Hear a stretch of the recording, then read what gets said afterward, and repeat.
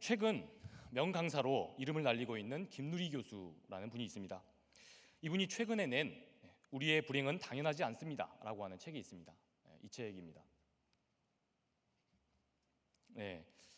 이 책에서 김누리 교수는 작금의 우리 한국 사회를 자기 착취의 사회이다 라고 진단하고 있습니다.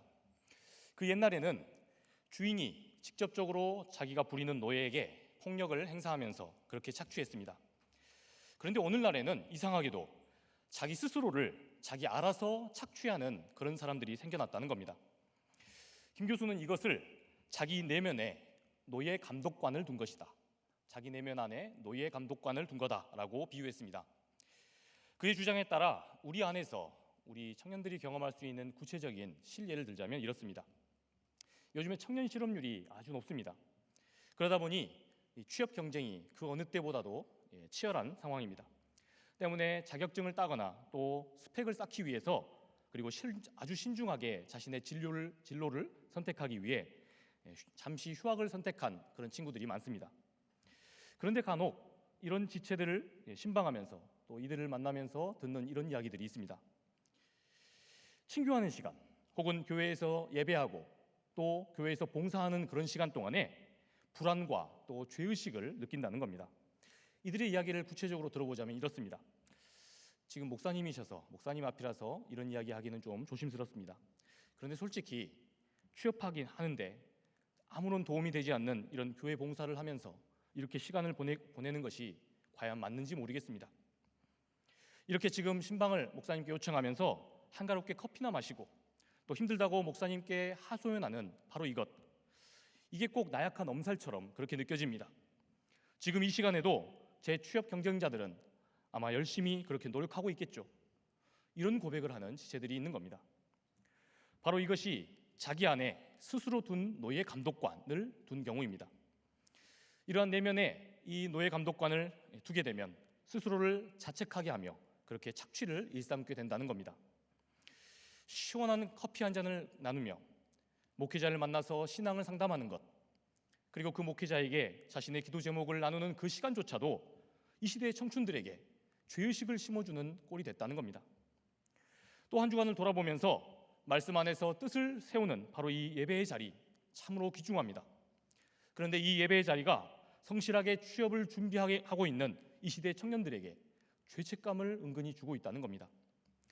정말 김누리 교수의 말이 일리가 있는 말이 아닐 수 없습니다. 김 교수는 이 책에서 이러한 내면의 병리가 과도하게 자기 개발을 종용하는 우리 사회의 구조적인 문제에 있다라고 주장합니다. 눈앞에 보이는 그 타인에게 착취를 당하는 경우가 있습니다. 이런 경우에는 그 착취를 당하는 이 사람의 그 내면에 그 착취자에 대한 저항의식이라도 생깁니다. 그러나 악한 구조가 만든 그런 왜곡된 그런 신념, 이 신념 때문에 스스로를 옥죄이고 착취하고 있을 때는 이야기가 다릅니다. 이런 사람은 늘 자기 안에서 내면에 이런 음성을 듣습니다. 너 지금 뭐 하는 거냐? 너 이렇게 지금 놀고 있을 때야? 네가 이러고 있을 때 다른 너의 경쟁자들은 얼마나 치열하게 노력하고 있겠어? 그래서 이런 청춘들은 어떻게 시간을 보내도 자신의 그 내면 속에서 그 죄의식 때문에 행복할 수가 없습니다. 반대로 성실하게 자신의 미래를 준비하고 있어도 불행하다고 느끼는 건 마찬가지입니다. 병리적인 그 사회 구조가 여전히 우리 곁에 있는 한 누군가는 편법과 또 꼼수로 재미를 본다는 생각에 우리가 자유로울 수 없습니다.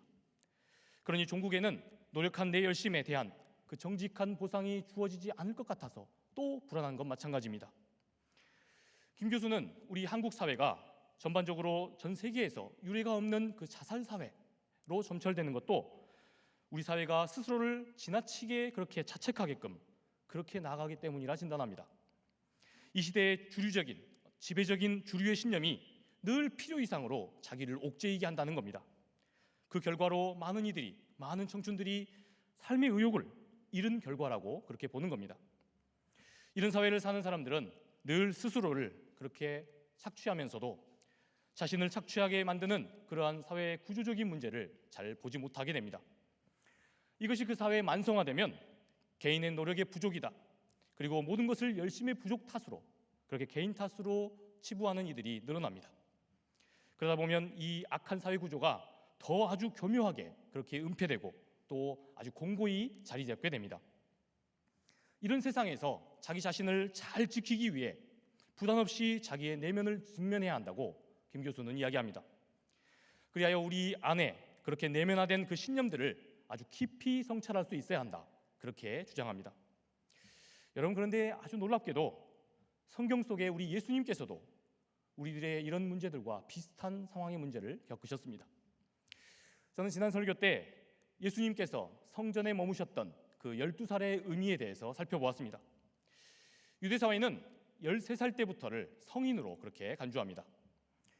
그러니 오늘 이 하나님 말씀은 예수님께서 막 이제 성년이 되신 바로 그 시점에 하신 벌어진 그런 일입니다. 이 무렵 우리 예수님께서 사시던 그 갈릴리는 유대의 식민지 중에 한 곳이었습니다. 역사학자 마르틴 두가드라고 하는 사람이 있습니다. 이 사람은 갈릴리의 당시 통치자였던 이 헤롯 안디바가 아주 탐욕스럽고 또 사치스러운 왕이었다고 이야기합니다. 그는 과거에 그 로마 시절, 로마에 유학하던 시절에 그 사치와 향락을 마음껏 누렸던 그런 사람입니다. 그런데 이제는 그 사치와 향락을 자신이 통치하는 이곳 갈릴리에서도 마음껏 누리는 그러한 야망으로만 살던 사람이었다라고 이야기합니다. 그 당시 대부분의 그 갈릴리의 백성들은 호수에서 고기를 잡으며 그렇게 살고 있었습니다. 이들은 잡은 그 고기를 그 당시 이 안디바가 세웠던 그 세포리스라고 하는 도시에 가지고 갔습니다. 그곳에 있는 큰 시장에 가서 교환했습니다. 당시 유대 사회는 성전을 납부하는 그런 일들 외에 대체로는 물물 교환을 통해 자기가 필요한 것을 바꿨습니다. 그런데 이 과정에서 시장에서 자신이 원하는 것을 바꾸는 그런 과정에서 자동적으로 헤롯 일가는 세금을 떼어갔습니다. 심지어는 고기를 잡지 못하는 백성들에게도 배에 대한 정박세와 또 배를 출항하는 출항세, 그리고 그물에 대한 그물세까지도 걷게 되었습니다.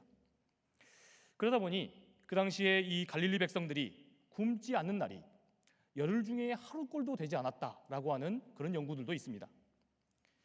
게다가 운이 좋아서 고기가 많이 잡히게 되어도 그래도 문제가 됩니다. 당시는 냉동고가 없었던 그런 시절입니다. 그래서 팔지 못한 고기들은 헐값을 받고 그 당시에 그 염장하는 공장, 이 생선을 염장하는 공장에다가 내다 팔았습니다. 그런데 이 공장 자체가 알고 보니까 또 이 헤롯 일가의 소유였습니다. 헤롯 정부는 이렇게 백성들이 어쩔 수 없이 많이 잡은 고기는 팔 수밖에 없다는 그 상황을 이용했습니다. 그래서 거저 얻은 이 고기를 염장해서 로마 정부에다 다시 팔아 엄청난 이윤을 얻고 그것으로 호사스러운 생활을 했습니다. 그 당시에 이 헤롯이 로마 정부로부터 받았던 그 당시 연봉이 약 800달란트였다라고 이야기합니다. 당시의 백성들을 하루 일당을 오늘날 기준으로 쳐서 한 5만 원이라고 적어봅시다. 그렇게 되면 헤롯이 받았던 그 당시의 그 연봉은 좋기 2,400억이 되는 그런 돈입니다. 이처럼 이 헤롯 일당 그리고 귀족들과 백성들 간의 그 빈부의 격차는 아주 극단적으로 커졌습니다. 극심한 가난에 시달리던 이들 중에 다수는 그래도 먹고는 살아야 하니까 고금리로 사채를 끌어다 썼습니다. 그러다 보면 빚은 금세 눈덩이처럼 불어납니다. 그러면 자신도 그리고 가족도 그렇게 노예로 팔려나가게 되었습니다. 이렇게 하면서 유대 사회는 아주 기형적인 중산층이 사라진 사회가 되었습니다. 상황이 아주 극에 달하자 분노한 백성들은 도적이나 산적이 되었습니다. 어차피 개인의 노력으로 결코 바꿀 수 없는 이 사회적인 현실을 그 속에서 살 길은 그것뿐이라고 판단했기 때문입니다. 이것 외에 만약에 다수의 백성들에게 선택지가 있었다면 그것은 자기만 살겠다고 더욱더 악랄해지는 일이었습니다. 이처럼 유대 사회는 이 로마 제국의 그 힘의 질서에 완전히 전복되고 말았습니다. 그 결과 이 유대 사회는 그 사회를 든든히 지탱해 주던 그 한 축이었던 율법의 정신이 무너졌습니다. 이스라엘 사회는 하나님으로부터 과거에 아주 특별한 약속의 그 말씀의 법, 율법을 받았습니다. 그런데 이 율법의 핵심의 정신은 철저하게 우리 하나님 사랑과 그리고 이웃 사랑이었습니다. 하나님을 사랑하는 백성은 응당 그 증거로서 반드시 이웃에 대한 사랑으로 그 하나님 사랑이 나타나야 한다라고 하는 그 정신이었습니다. 바로 이 율법을 따라서 유대 백성들은 오랜 시간 동안 자기보다 못한 그 이웃을 돌보며 그렇게 살았습니다. 밭에 있는 한 과수원, 구석과 또 밭과 그 과수원의 한 모퉁이를 반드시 남겨두어야 했습니다. 모든 수확을 다 거둘 수 없었습니다. 그래서 땅도 없고 또 몸이 쇠해서 자기 자신의 힘으로 먹고 살지 못하는 이들을 위해서 남겨줘야 했습니다. 동족이 경제적으로 힘들어지면 변리를 받지 않고, 그러니까 이자를 받지 않고 돈을 꿔줘야 했습니다. 그러나 이 율법의 약자 보호의 정신, 바로 이것이 예수님이 사시던 그 무렵에 완전히 무너지고 말았습니다. 자신도 모르게 언제 노예가 될지 모릅니다. 그러니 이런 사회 분위기가 만연해진 탓에 백성들은 자신의 이웃조차, 가장 가까이에 있는 친구들조차 돌볼 여유가 완전히 사라지고 말았습니다. 복음서의 말씀을 따르면 우리 예수님은 승천하실 때까지 줄곧 갈릴리 사람이셨습니다.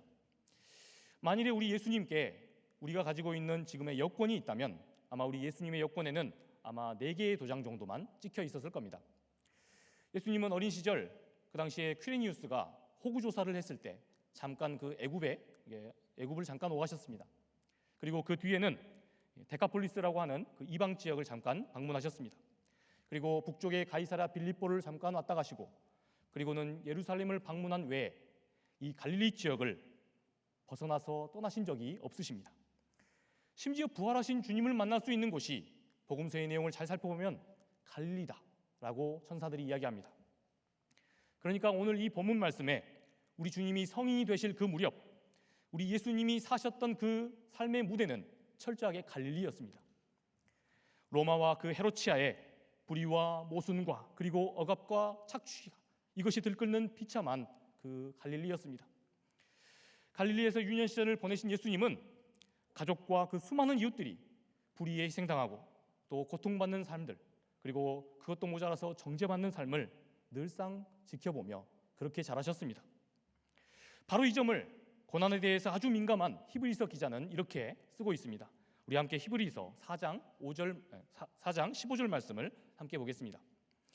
우리에게 있는 대제사장은 우리의 연약함을 동정하지 못하실 이가 아니요 모든 일에 우리와 똑같이 시험을 받으신 이로되 죄는 없으시니라. 예수님께서 모든 일에 시험을 받으셨다라고 히브리서가 이야기합니다. 여러분, 이게 무슨 의미겠습니까? 우리와 똑같이 불의와 모순, 세상 속에서 이런 것들을 몸소 경험하시며 바로 여기에 대해 번민하셨다는 그런 뜻입니다. 왜 우리 하나님 아버지께서 세상을 통치하시는데 우리 갈릴리 사람들에게는 그 희망을 기대하며 붙들 그 소망 한 줄기가 없다는 말인가?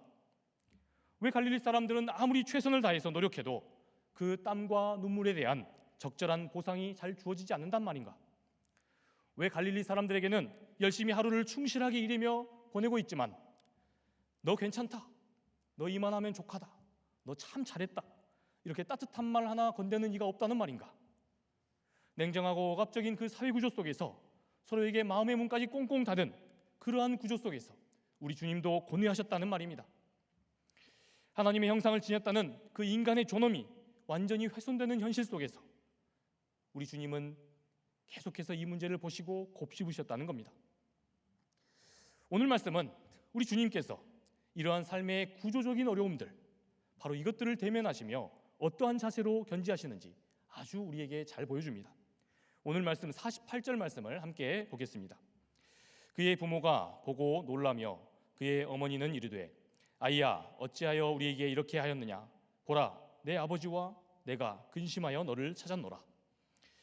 예수님의 부모 요셉과 마리아는 말없이 사라진 지금 예수님을 찾고 나서 이렇게 나무라고 있습니다. 아이야 어찌하여 이렇게 하였느냐, 너를 잃어버린 줄 알고 우리가 얼마나 걱정했는 줄 아느냐?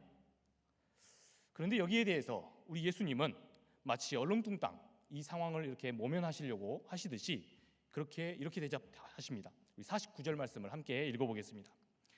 예수께서 이르시되 어찌하여 나를 찾으셨나이까, 내가 내 아버지 집에 있어야 될 줄을 알지 못하셨나이까 하시니, 대부분의 주석가들은 여기서 예수님이 자기 안의 신성을 처음으로 그렇게 드러내 보이셨다라고 해석합니다. 여러분, 그러나 다른 한편 많은 수의 성서신학자들은 예수님의 그 메시아 되심, 예수님의 그 하나님의 아들 되심의 정체성은 철저하게 예수님의 세례 사건 때 증명이 되는 것으로 이해합니다. 예수님이 세례를 받으셨을 때 하늘에서 이런 음성이 들렸습니다. 너는 내 사랑하는 아들이다. 내가 너를 기뻐한다. 바로 이 음성을 들으시고 우리 주님은 메시아, 이 공생의 과정을 이제 여시고 그렇게 행보를 이어가십니다. 여러분, 그러나 우리는 이 대목의 의미를 예수님의 그 일상에 주목하며 그렇게 이해해야 합니다. 예수님은 내가 내 아버지의 집에 있어야 될 줄을 알지 못하셨습니까? 이렇게 말씀하셨습니다. 이 말씀은 아버지의 일에 내가 관여해야 될 줄을 어머니 아버지는 모르셨습니까? 이렇게 번역해도 좋습니다. 여러분, 이 말씀이 무슨 의미겠습니까? 우리 주님은 이 갈릴리에서 보고 경험한 그 삶의 문제가 지금 누구와 관련이 있다고 생각하신 겁니까? 우리 하나님 아버지. 그러니까 이것이 우리 하나님 아버지의 일과 이것을 고민하는 것이 그것과 관련이 있다고 생각하신 겁니다. 그러니까 지금 예수님은 바로 이 문제로 인해서 작정하고 성전에 머무시고 이 문제와 기도로 씨름하고자 하셨다는 겁니다. 어쩌다 보니 그저 성전에 사흘 동안이나 남게 되었다라는 의미가 아니라는 말입니다. 예수님은 우리 하나님께서 지금 자신을 갈릴리의 그 어두운 현실, 바로 그 현실을 눈앞에 펼쳐 보이신 그 이유를 바로 진중하게 이 성전에서 여쭙고자 이곳에 남으셨던 겁니다. 여러분, 그런데 여기서도 여전히 의문점이 있습니다. 갈릴리 사람들의 문제를 왜 하필이면 이것을 고뇌하신 예수님이 그 행정구역상으로 다른 그 유대 지역까지 가서, 그래서 관할 지역 회당이 아니라 예루살렘 성전에까지 가셔서 바로 이 대목을, 이것을 가지고 씨름하셨을까? 우리 예수님은 자신이 그 사시던 나라, 그러니까 지금 쪼개져서 자신의 민족성이 무너진 상황 속에서 유대 민족 전체의 역사와 그리고 그 운명에 대해 누구보다 아주 진지하게 그것에 대해 책임 있는 열정으로 임하셨던 겁니다. 힘겨워 지친 그 갈릴리 백성들, 이들과 유대 백성들 전체는 율법의 정신을 지금 완전히 포기하고 말았습니다. 여러분, 그렇다면 이제 이 유대 백성들에게 남아있는 유일한 희망, 유일한 그 소망의 근거는 어디 있습니까? 그것이 바로 유대인 전체 역사에서 보았을 때 바로 성전인 것입니다. 애굽과 바벨론, 그리고 아시리아와 또 페르시아, 마케도니아, 그리고 지금은 로마의 속국에 있습니다.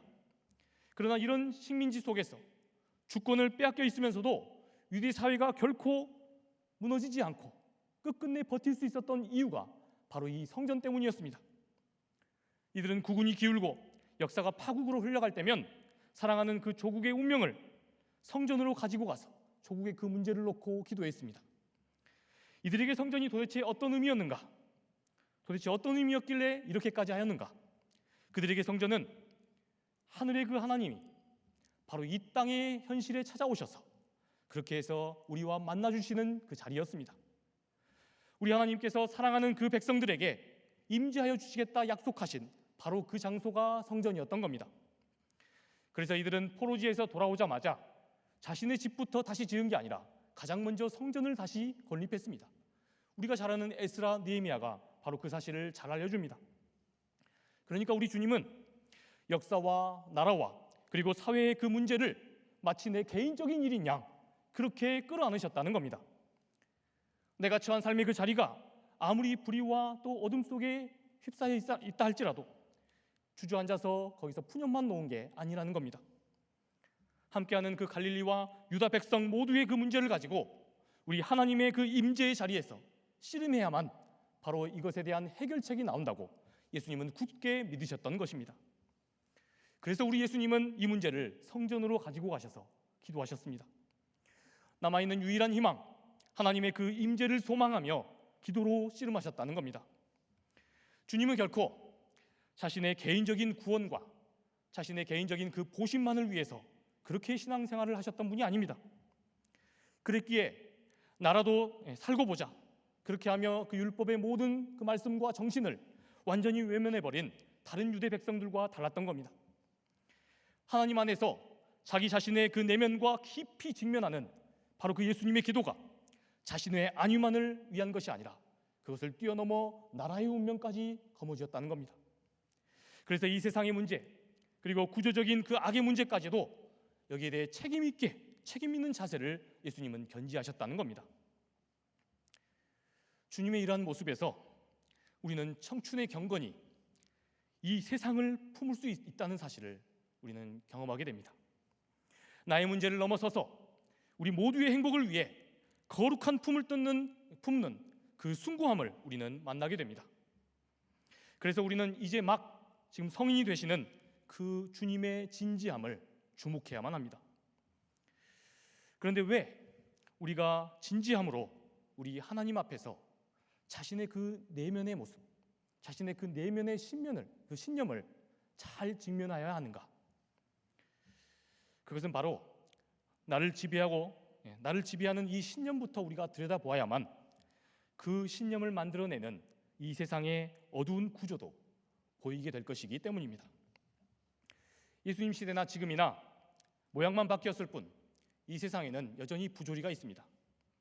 이러한 문제들은 수많은 사람들의 그러한 이해관계가 얽혀져 있습니다. 김누리 교수가 잘 지적했듯이 우리 시대의 이 괴물들은 잘 보이지가 않습니다.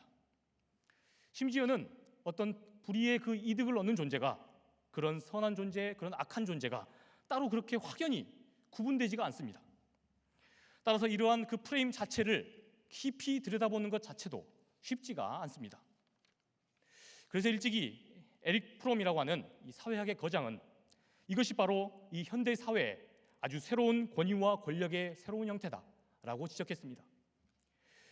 김누리 교수가 오늘날 이 청춘들의 그 가슴 속에 저마다 한 명씩 데리고 산다는 바로 이 노예 감독관도 이러한 세상의 불의한 구조와 권력이 그렇게 양산해낸 그러한 프레임 혹은 허상일지도 모릅니다. 바로 오늘 본문 말씀은 이 본문 말씀 속에서 우리 주님이 바로 이러한 문제와 아주 진지하게 씨름하셨다, 싸우셨다는 말씀은 그래서 참 중요합니다. 불의와 그 억압적인 구조가 만드는 그 프레임을 읽고자 누구보다도 우리 주님께서 아주 적극적이고 진지하게 탐구의 자세로 임하셨다는 겁니다. 심지어 우리 주님께서 여기에 얼마나 골몰하셨고 얼마나 작정하고 이렇게 마음을 먹으셨으면, 그리고 깊이 몰입하셨으면 사흘씩이나 자신의 부모가 자신을 얼마나 걱정할 것인가 라는 이러한 걱정조차도 잊고 그렇게 몰입하셨다는 겁니다. 예수님의 부모는 집에 갈 시간을 놓친 바로 그 예수님을 향해 걱정하였습니다. 그러나 이제 막 어린아이를 뛰어넘은 그 예수님은, 이제 막 성년이 되신 그 예수님은 걱정의 그 클래스가 완전히 다르다는 것을 알 수 있습니다. 예수님은 지금 그 갈릴리를 휩쓸어 있는 악한 그 시대 질서와 또한 그런 구조를 놓고 걱정하시고 계셨습니다.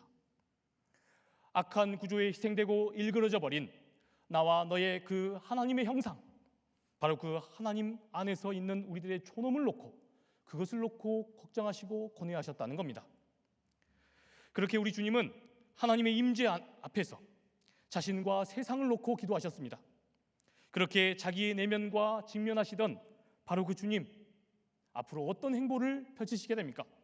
우리 마지막으로 51절과 52절 말씀을 함께 읽어보겠습니다.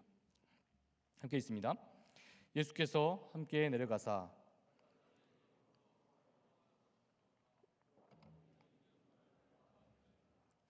예수는 지혜와 키가 자라나며 하나님과 사람에게 더욱 사랑스러워 가시더라. 아멘. 주님이 순종하며 다시 가셨다라고 하신 곳은 바로 갈릴리 나사렛이었습니다. 나를 의기소침하게 만들고 또 문제투성이인 바로 그 내 삶의 자리, 갈릴리 나사렛으로 우리 주님은 다시 향해 가셨다라고 성경은 이야기합니다. 사랑하는 상당히 청년 여러분, 하나님의 임재 앞에서 자신의 내면과 직면하는 그 인생, 바로 그러한 인생은 불의한 권력이 조장하는 그 어떠한 신념에도 결코 무너지지 않습니다. 그런 신념이 주는 그런 고통 속에 얽매이지 않습니다. 그는 자신이 처한 그 삶의 자리의 문제를 결코 외면하거나 회피하는 그런 비겁한 모습을 보이지 않습니다. 여전히 상황은 변한 게 없고 또 여전히 문제투성이인 내 삶의 자리입니다. 주님처럼 주어진 자리로 돌아가서 다시금 그러나 자신의 책임을 다하고 그 자리에 임한다는 것입니다. 나아가 그러한 구조적인 문제마저도 마치 내 개인적인 문제인 양 끌어안고 이를 위해 기도하고 고민한다는 겁니다. 바로 그런 지혜자, 바로 그렇게 성숙해지는 여러분 되시기를 주님의 이름으로 축복합니다. 그래서 누가는 마지막에 이 사건의 결말을 이렇게 마무리합니다. 예수님은 지혜와 키가 자라나면서 하나님께도 사랑스러워지고 또 어두워진 현실 속에 살아가는 사람들 앞에도 사랑스러워지시더라. 사랑하는 청년 여러분, 우리가 살아가는 그 현실 중에 여전히 유쾌하고 좋은 일도 있습니다. 그러나 우리 사회는 많은 문제들을 여전히 끼고 있습니다. 사회적인 갈등들, 그리고 정치와 또한 이념의 갈등들, 일자리를 놓고 벌이는 또 세대 간의 그런 갈등들, 쉽게 풀기 어려운 이러한 많은 이해관계가 얽혀있는 문제들이 있습니다. 이것이 모두가 우리가 끌어안아서 기도해야 할 이 시대의 갈릴리의 문제인 것입니다. 그러나 우리는 또한 명심해야 합니다. 여러분, 어떤 역사에도 문제가 없는 세상, 문제가 없는 세대는 없습니다. 우리 할아버님, 할머님 세대, 우리 조부모 세대들은 일제와 한국 전쟁을 거치셨습니다. 그런 어두운 현실 속에서 자신의 청춘을 불태워서 우리나라를 다시 일으켜 세우셨습니다. 우리 부모님 세대는 어떻습니까? 우리 부모님 세대는 독재에 맞서서 거기에 자신의 목숨을 걸고 짱돌을 들고 싸웠습니다. 그 결과 우리 한국 사회는 그 어느 세계보다도 정치 민주화를 빠르게 앞당겨서 이뤘습니다. 이제 우리 하나님께서는 새로운 세대, 오늘 21세기 한국 사회에서 살아가는 사랑하는 청년 여러분들을 새롭게 부르십니다. 상당히 재학 청년 여러분, 우리가 하나님 안에서 용감하게 맞서야 할 바로 우리 시대의 갈릴리의 문제는 과연 무엇입니까? 바라기는 우리 상당 대학 청년부가 하나님 안에서 자기 내면과 잘 직면함으로 이 시대의 소명을 먼저 발견하시기를 주님의 이름으로 축복합니다. 그리하여 하나님의 공의와 정의가 기반이 된 정말 이 땅의 하나님 나라 현실을 온전히 이루어 나가는 그러한 귀한 동향들로 하나님 앞에 쓰임 받기를 주님의 이름으로 간절히 축복합니다. 우리 시간 함께 찬양하며 우리 기도의 자리로 나아가겠습니다. 주의 임재 앞에 서 계신 여러분, 이 시간 우리가 하나님의 존전 앞에 있습니다.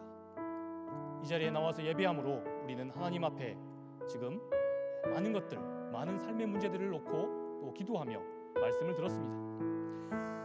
우리가 이 시대에 끌어안아야 할 바로 그 갈릴리는 무엇입니까? 우리가 주님의 그 임재 안에서 우리 하나님 한 분이면 됩니다 라고 하는 이런 고백으로 이 시간 나아가도록 하겠습니다. 내 모든 것, 내 모든 것, 나의 생명까지, 좀 빠르게 부르겠습니다. 다 주님 앞에 드립니다.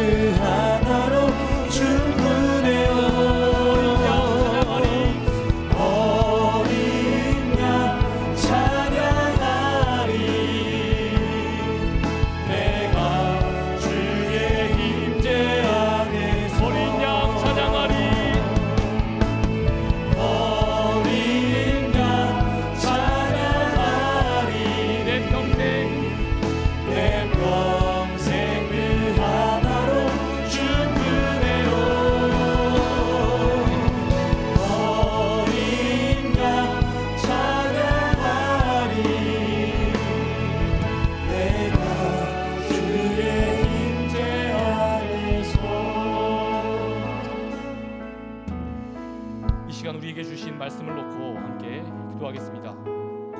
우리 주님께서 우리의 상황과 현실, 이 모든 것들을 체휼하셨다 말합니다. 우리 주님도 우리와 똑같이 범민하셨고 우리를 둘러싼 많은 문제들, 바로 이러한 문제들을 놓고 하나님 앞에 씨름하셨다고 합니다. 여러분들이 미처 가지고 나오지 못한 그러한 기도의 제목 무엇입니까? 우리를 의기소침하게 하며 혹시 우리를 절망케 하고 자책하게 하는 그러한 노예 감독관이 있습니까? 그렇다면 이 시간 우리 하나님께 이것으로부터 자유롭게 해달라고, 이것으로부터 우리가 이 모든 문제로부터 자유롭게 해달라고 이 시간 함께 기도하며 나아가겠습니다. 함께 우리 주여 외치며 기도하겠습니다. 주여. 사랑의 하나님, 우리가 오늘 주신 말씀을 듣고 기도합니다. 하나님, 이 세상에 우리 수많은 문제들을 놓고 우리가 이 시간 기도합니다. 하나님, 우리가 직면하고 있는 수많은 그 문제들, 바로 이러한 우리 내면에 있는 우리 안에 노예 감독관은 무엇입니까? 우리를 끊임없이 의기소침하게 하며 우리 안에 죄책감이 들게 하며 우리 스스로를 과도하게 정말 문제하게 하며 그러면서 우리 기회를 우리답게 하지 못하고 우리 하나님의 영상을 파괴하는 그런 수많은 요소들은 무엇입니까? 하나님, 이 시간 우리가 주님의 임재 안에서 이 모든 것들을 놓고 이 시간 기도하오니 하나님 우리 가운데 함께하여 주옵소서. 우리가 이 우리를 억압하는 세상의 많은 문제들, 이것으로부터 자유롭게 원합니다. 이것으로부터 우리가 벗어나지 원합니다. 우리에게 기회를 허락하시고 하나님의 말씀을 보여주셔서 성령 하나님, 우리가 이 모든 문제들로부터 자유로울 수 있게 원합니다. 하나님, 우리가 주님 안에서도 하나님 지시가 잘하고 지혜가 잘할 수 있게 원합니다. 우리가 진정하여야 할 이 시대의 문제는 무엇입니까? 하나님, 우리가 온전히 하나님의 공전 앞에 나와 하나님의 임재 앞에서 이 모든 것들을 내려놓고 기도하기 원합니다. 하나님, 우리의 기도 가운데 응답하여 주시옵소서. 우리 가운데 함께하여 주셔서 주님의 놀라운 음성을 듣는 귀한 자이 되게 하여 주시옵소서. 하나님, 이 시간 간절히 함께하여 주셨기를 간절히 소망합니다.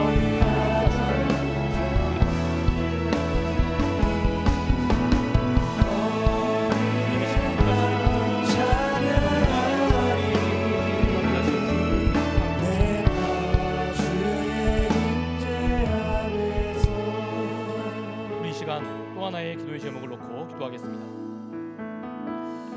여러분, 진정 그렇습니다. 내 문제, 우리들의 개인적인 문제들이 사실 이 사회적인 여러 가지 문제들과 우리를 둘러싸고 있는 이 세상의 문제들과 별개로 떨어져 있는 것이 아닙니다. 그러므로 내 문제에 골몰하는 것이 곧 우리 사회 전체가 또 끌어안고 있는 수많은 문제들, 이것들을 함께 고민하는 자리여야 합니다. 바로 우리 주님께서 이 점에 대해서 우리들에게 먼저 본을 보이셨습니다. 사랑하는 상당의 청년 여러분, 우리가 끌어안아야 할 이 시대의 그 갈릴리의 문제들은 무엇입니까? 우리 이 시간 우리들의 개인적인 문제를 뛰어넘어서 우리가 우리 앞 세대들, 우리의 신앙의 선배들과 우리의 부모 세대들이 보여주었던 그러한 그 사랑의 결실들, 우리가 그 이후에 어떻게 우리들에게 또 새롭게 주시는 이런 문제들을 주님 안에서 헤쳐나가야 할 것인지 주님께 지혜를 달라고 우리들의 문제를 놓고 이 시간 함께 기도하시겠습니다. 기도합니다. 주님, 이 시간 기도합니다. 사랑의 주님, 우리 하나님께서 이 믿음의 식구들을 이 자리에 불러주신 이유가 있음을 우리가 잘 압니다. 우리의 믿음의 성도들, 우리의 믿음의 선배들이 생성주에게 잘 보여주었던 것처럼 우리도 이 시대의 갈릴리의 문제를 놓고 이 시간 주님 앞에 섰습니다. 우리 개인의 문제가 우리가 살아가고 있는 삶의 문제와 동떨어져 있지 않다는 것을 이 시간 주님 말씀을 통해 깨닫게 하여 주옵소서. 주님, 우리가 우리의 개인적인 안위와 부심만을 기도하는 것이 아니라 우리 사회의 여러 가지 문제들, 이러한 모든 문제를 나의 힘으로 풀어안고 그렇게 걷고 이 나라와 이 열방을 걷고 기도하게 하여 주옵소서. 우리가 선교적 교회로 나아가기 원합니다. 그러나 우리가 먼저 이 세상을 위해 기도할 수 있게 원합니다. 우리를 둘러싸고 있는 이 세상의 어두운 현실도 우리가 끌어안고 기도하기 원합니다. 우리가 이것들을 우리가 그렇게 하면 누가 이 세상에서 하나님 역사하고 있겠습니까? 누가 이 세상을 새롭게 회복하겠습니까? 우리에게 이 자리에 모인 이 세상의 청년들, 우리 모두에게 주님의 고명을 허락하여 주옵소서. 주님의 놀라운 음성을 듣게 하여 주옵소서. 주님의 귀한 음성 붙들고 우리 시대 우리 청년들에게 주시는 귀한 음성 붙들고 우리 부모의 세대들보다 더욱 뜨겁게 믿음으로 나아갈 수 있기를 간절히 원하오니 하나님 역사하여 주옵소서. 우리 가운데 주님의 놀라운 말씀의 소명을 붙들고 그렇게 나아가기 원합니다. 하나님, 우리 가운데 함께하여 주옵소서. 이 시간 함께하여 주옵소서. 사랑의 사랑의 주님, 우리 믿음의 청년들이 주님의 임재 앞에 섰습니다. 주님의 임재 안에서 우리 개인적인 문제들뿐만 아니라 우리를 둘러싼 이 나라와 전 세계의 이 문제들, 이 아픔의 문제들을 끌어안고 주님 앞에 기도로 나아갑니다. 우리 앞세대 신앙의 선배들이 잘 보여주었던 그 믿음의 족적들을 우리가 잘 따라가며 우리 부모의 세대들보다 더 아름답게 신앙으로 꽃피우는 믿음의 다음 세대 되게 하여 주시옵소서. 오늘날 청춘들이 많은 문제를 안고 있습니다. 그러나 여전히 주님 앞에서 자기의 문제를 들고 자기의 그 내면과 직면하는 사람이 주님 안에서 문제를 해결할 수 있음을 깨닫게 하여 주시옵소서. 우리가 이렇게 주님 안에서 이 모든 문제들을 그 해결책이 있음을 믿고 나아갑니다. 우리에게 용기와 소망을 붙들어 주시옵소서. 주님께서 그렇게 우리에게서 어떻게 역사하시는지를 우리가 소망 중에 지켜볼 수 있게 하여 주시옵소서. 그렇게 하실 주님을 찬양합니다. 이제는 우리 구주 예수 그리스도의 은혜와 하나님 아버지의 크고 극진하신 사랑하심과 성령님의 감화, 감동, 교통하심의 역사가 이 자리 하나님의 귀한 존전 앞에서, 하나님의 임재 앞에서 우리의 개인적인 문제들뿐만 아니라 우리를 둘러싸고 있는 수많은 문제들과 이 나라 조국의 문제들, 이 모든 문제들을 주님 앞에서 자기를 직면하며 그 해결책을 바라며 나아가기를 소망하는 이 자리에 모인 모든 우리 상당의 지체들 머리머리 위에, 이 나라의 모든 청년들 위해 지금부터 영원토록 함께하옵시기를 간절히 축원하옵나이다. 아멘.